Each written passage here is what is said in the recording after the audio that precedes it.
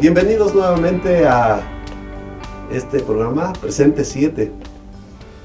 En esta ocasión vamos a analizar el estudio, la lección número 4, que se titula Conflicto y crisis, los jueces. En esta ocasión aprendemos que el pueblo cayó en una total apostasía, pero cuando empezaban ellos a vivir las consecuencias, clamaban a Dios y Dios mandaba entonces a un libertador, que la Escritura le llamaba juez. Y es por eso que en esta ocasión analizamos esta lección también con 5 puntos. Punto número 1. La fidelidad humana a Dios es mayormente vacilante, como lo muestra la época de los jueces de Israel. Y así lo muestra la época de los jueces.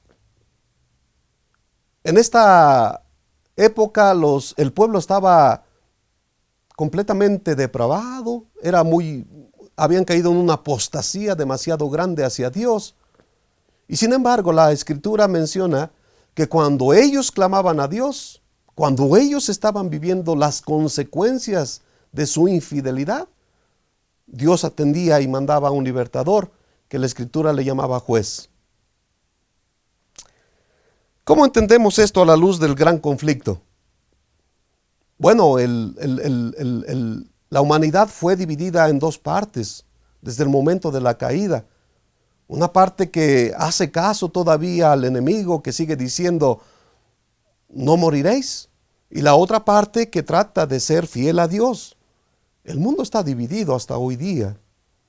Habemos quienes somos fieles y habemos quienes no queremos ser fieles.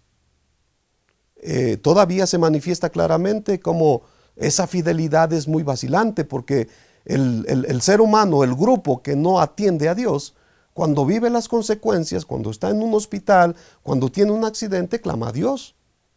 Y Dios no lo desecha. Dios lo llama.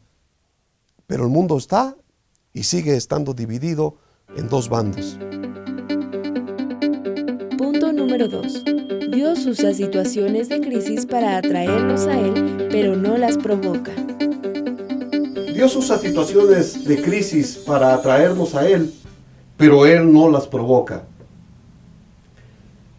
Dios le había dado a su pueblo la oportunidad de prosperar. De hecho, es el anhelo más grande de Dios, que el pueblo sea un pueblo próspero, un pueblo grande, un pueblo sabio. Pero el pueblo decidió seguir a otros dioses. ¿Cómo se revela la gracia divina en esta situación? Bueno, Dios siempre escucha y Dios siempre responde.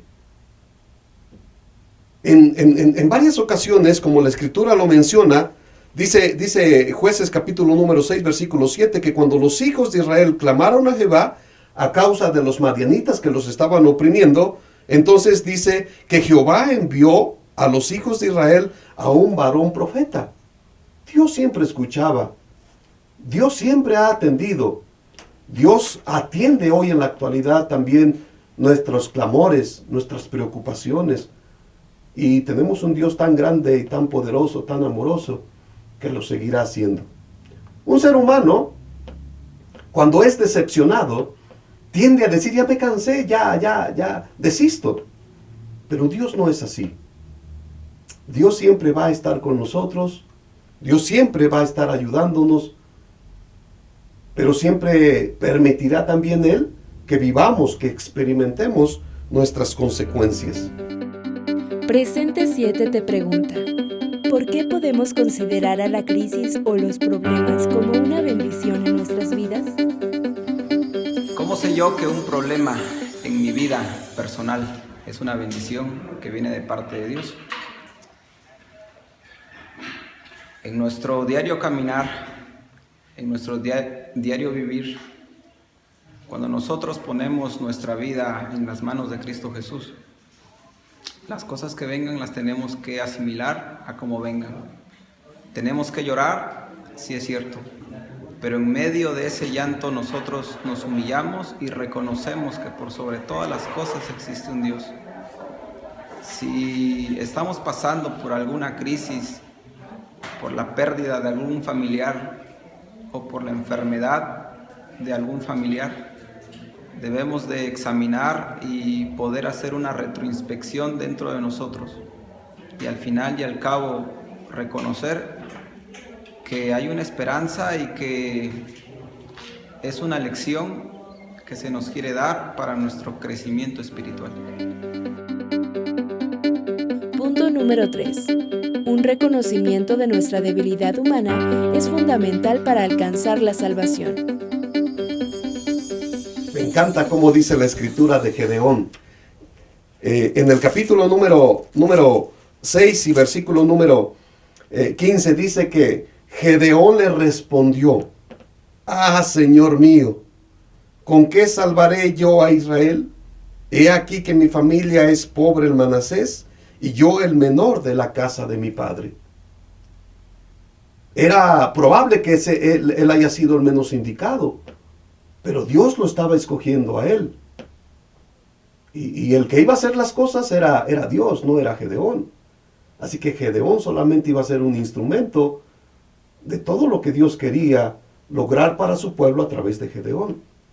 De esta manera nosotros entendemos que esta condición nos permite aceptar, número 1, el sacrificio de nuestro Señor Jesucristo. Si nosotros somos humildes, veremos con claridad, valoraremos lo que Jesucristo hizo por nosotros. Y número 2, si nosotros nos ponemos en el lugar de Gedeón, así, con esa humildad, entonces estaremos también siendo capacitados para hacer la obra de Dios, para ser instrumentos en las manos de Dios y compartir las buenas nuevas de la salvación con todo el mundo. Preguntas en presente 7. ¿Cómo podemos mantenernos conscientes de nuestra necesidad de un Salvador? Inciso A, teniendo comunión diaria con Dios. Inciso B, con oración y estudio de la Biblia. Inciso C, recordando la ley de Dios. Nuestros amigos de presente 7 contestaron: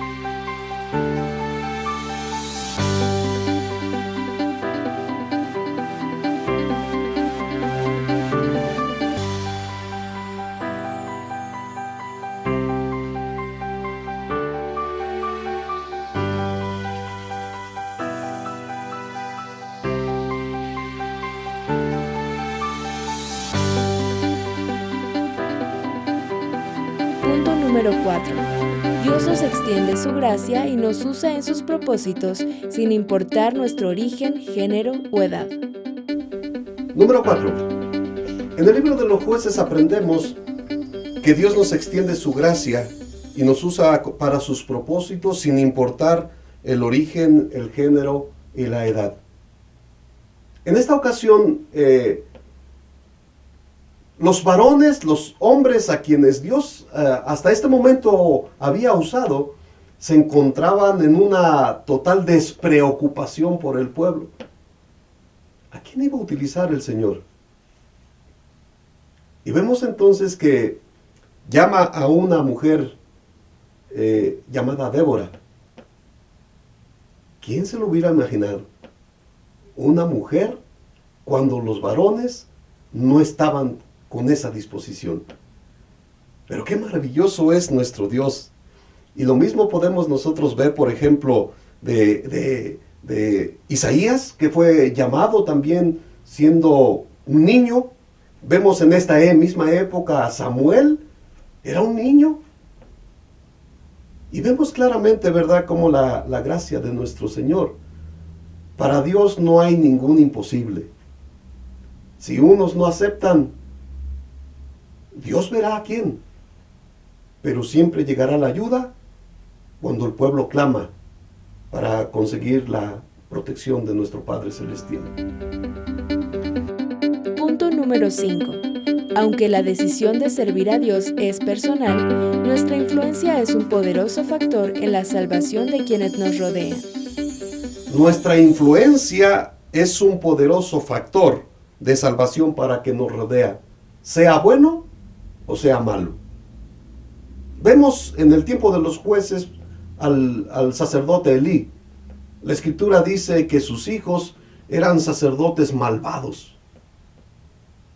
Elí no tenía la influencia, se sentía sin el derecho de llamar la atención de sus hijos, que también eran sacerdotes.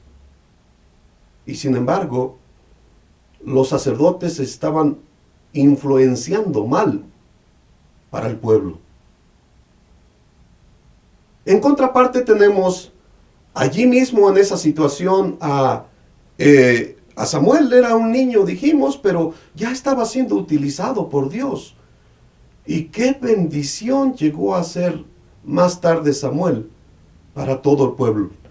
Porque la función profética y también como un juez de Samuel le trajo paz al pueblo durante muchos años. Durante muchos años el pueblo vivió prosperidad porque la influencia de un hombre era positiva para el pueblo. Queridos hermanos, como conclusión tenemos aquí que la palabra de Dios nos enseña que hay dos polaridades nada más, hay dos grupos. Un grupo que obedece, un grupo que no obedece. Y Jesucristo dijo en Lucas 11:23, el que no es conmigo, contra mí es. No hay puntos neutros. O tomamos la decisión de permanecer con el bien con nuestro Señor Jesucristo. Si alguien decide simplemente yo permanezco neutro, automáticamente la Escritura dice que es contra Jesucristo. O sea, automáticamente es del grupo que no obedece. Es del grupo que le está haciendo caso al enemigo. Es del grupo que está siendo engañado por el enemigo e influenciado para hacer las cosas mal. Recuerden, debemos de mantener nuestra mente conectada con Jesucristo. Debemos de mantenernos fiel porque Dios quiere hacer grandes cosas con nosotros, así como lo hizo con Gedeón, así como lo hizo con Samuel.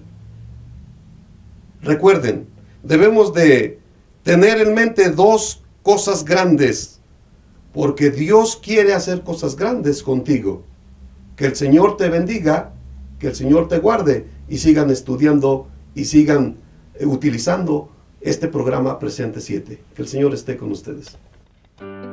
Comparte con Presente 7. ¿Con qué frase resumirías la lección de esta semana? Nuestros amigos de Presente 7 contestaron.